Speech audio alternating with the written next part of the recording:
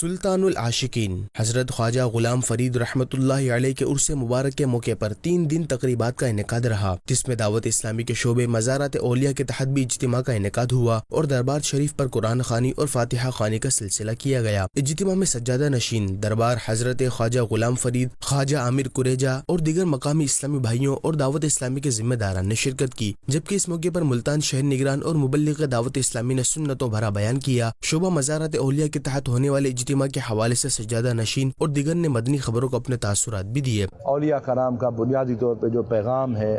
یہ انہوں نے وہاں پہ حضرت عطاری صاحب نے وہاں پہ دیا۔ دعوت اسلامی کے میں کام